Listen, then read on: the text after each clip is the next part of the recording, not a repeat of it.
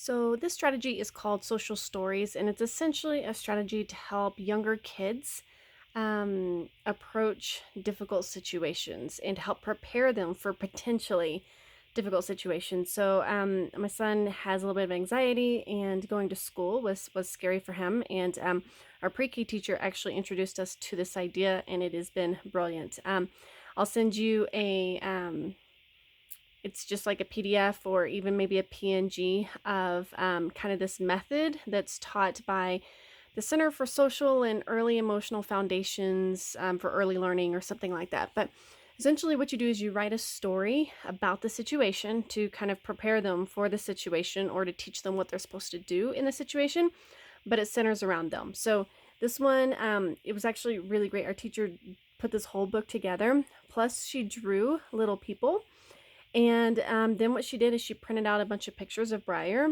And so we went home and he actually cut out all the faces and glued them on the person. And so it made it even more personal for him. And your kids could actually draw the stories themselves. They could illustrate the stories themselves to make it even more personal. So it's really simple.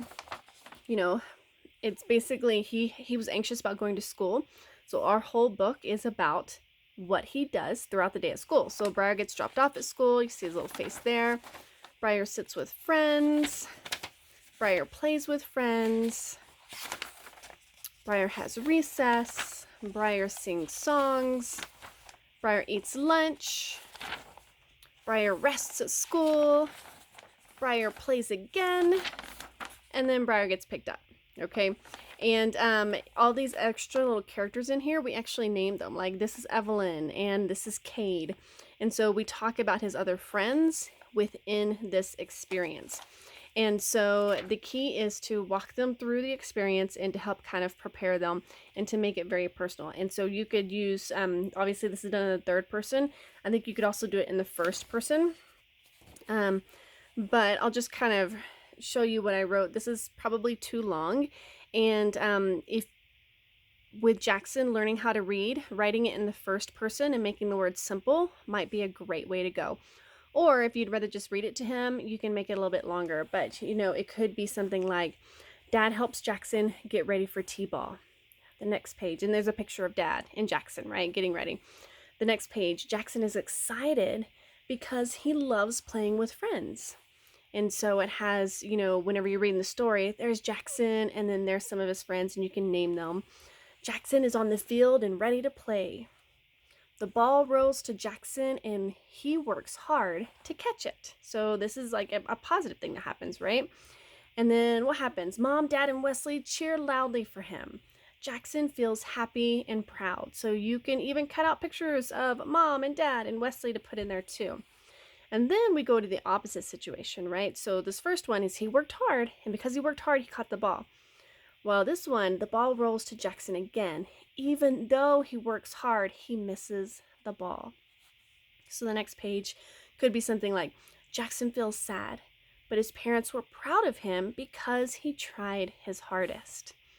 And then, you kind of go of what can he do in order to help himself. Tomorrow, Jackson will practice with Dad so he can continue to improve. And then the last page is, even though he misses the ball sometimes, he's still happy because he works hard and has fun playing with his friends.